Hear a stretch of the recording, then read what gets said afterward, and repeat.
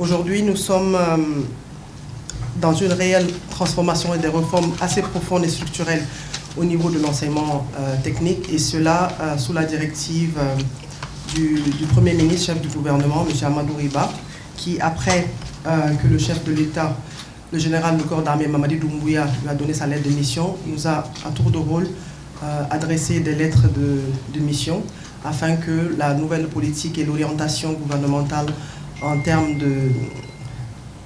d'éducation soient assez claires et surtout orientées vers les nouvelles directives de transformation et de renouveau. Et cela implique aujourd'hui, à l'instar de la fonction publique, le changement de notre façon de faire au niveau de la fonction, au niveau de l'enseignement technique.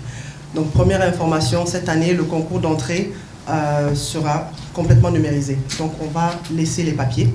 Donc, ça, c'est la première information. Nous allons passer le concours sur les tablettes.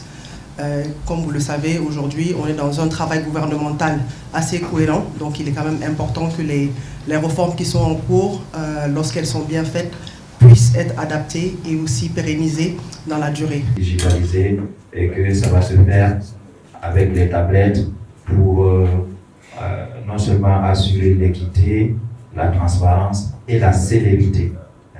On va avoir des résultats vraiment très rapidement. D'habitude, on a l'habitude d'attendre 2, 3 jusqu'à 4 semaines.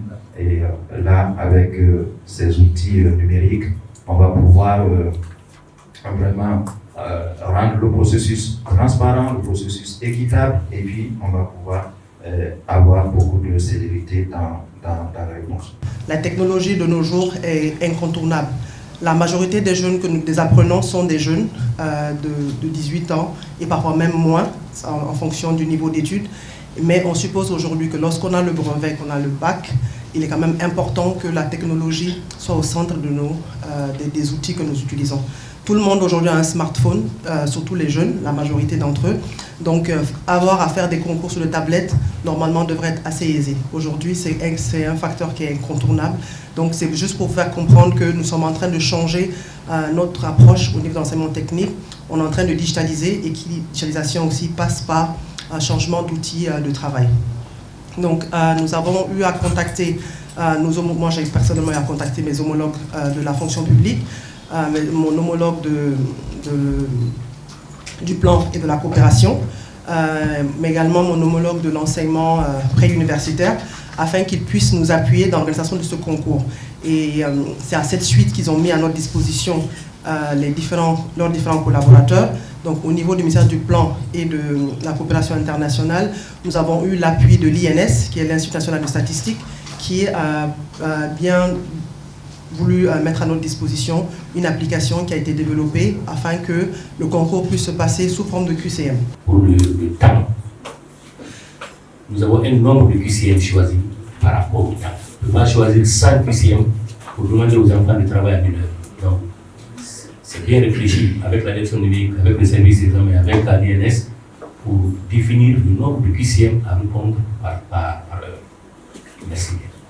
L'avantage des QCM aujourd'hui, c'est on n'est plus dans la récitation, dans le par cœur. L'importance aujourd'hui pour tout emploi, pour tout candidat, c'est vraiment de voir quel est son esprit de logique, quelle est l'analyse qu'il puisse faire d'une série de questions qui lui est posée, et aussi la rapidité. Parce qu'il faut qu'on puissions aujourd'hui préparer nos futurs apprenants au monde de l'emploi. Et aujourd'hui, au niveau de l'enseignement technique, il est important quand même de comprendre que nous sommes beaucoup plus praticiens que théoriciens. Et donc, qui dit pratique, vraiment dit qu'il faut réfléchir beaucoup plus rapidement, mais aussi être prêt à l'emploi. D'où l'importance aujourd'hui de vraiment faciliter et simplifier en fait le passage de ces tests pour des gens qui ont déjà le bac et le brevet en fonction du niveau de diplôme qu'ils souhaitent aborder. Donc, lorsqu'on parle pour ceux qui veulent faire le BTS, le diplôme obligatoire est le bac, et pour ceux qui souhaitent passer le BET, c'est le niveau brevet. Donc, au niveau de nos écoles d'institution, ensuite aussi, on a un niveau beaucoup plus inférieur lorsqu'on prend nos CAPPS qui demandent aujourd'hui soit d'avoir le certificat d'études primaires ou aussi, c'est aussi disponible pour ceux qui sont en abandon scolaire ou qui sont en échec scolaire, pour leur permettre quand même d'apprendre un métier et d'avoir des diplômes à très court terme. Donc les diplômes de 6 à 9 mois, sans oublier aussi l'appui de certains EPA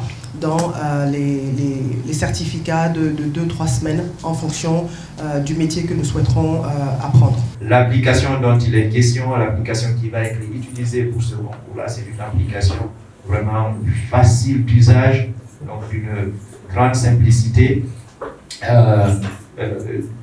Voilà, c'est effectivement toutes ces questions-là que nous nous sommes posées pour choisir donc ces solutions-là, qui sont des solutions qui sont vraiment très très simples à utiliser. Mais malgré tout, néanmoins, parce que on peut penser que c'est simple, ce qui est simple pour un individu peut être compliqué pour un autre. Et du coup, malgré tout, nous avons des agents dans chaque centre.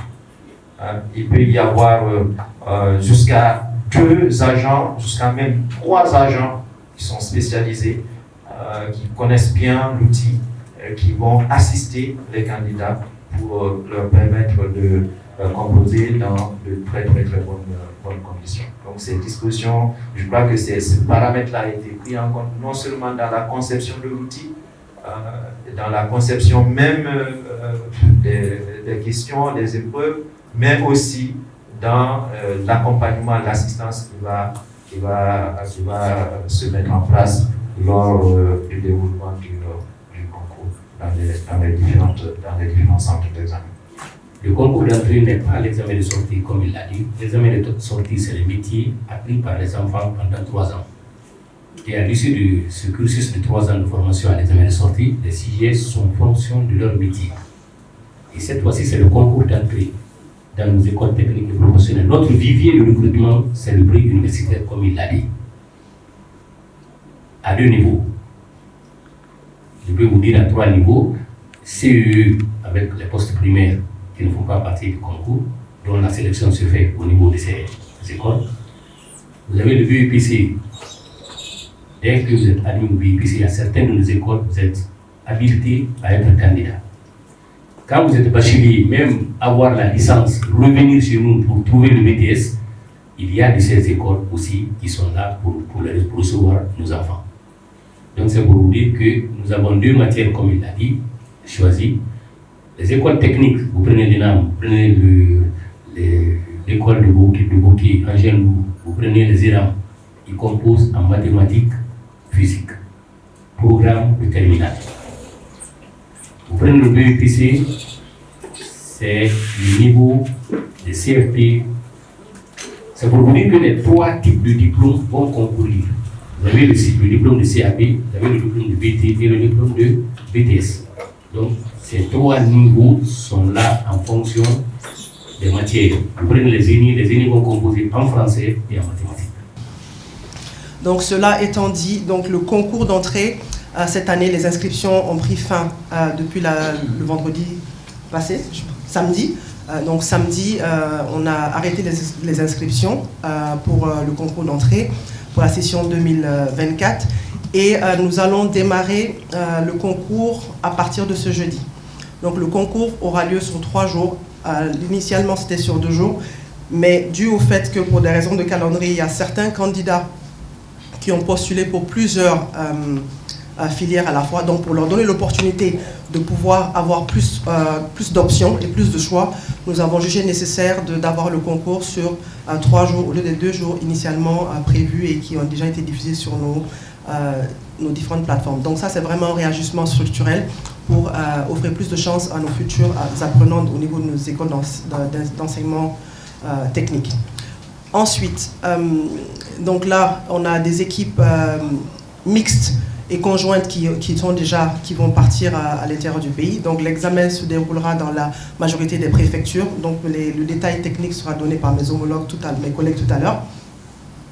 Et donc Conakry, il y a plusieurs centres d'examen à Conakry, mais également à l'intérieur du pays.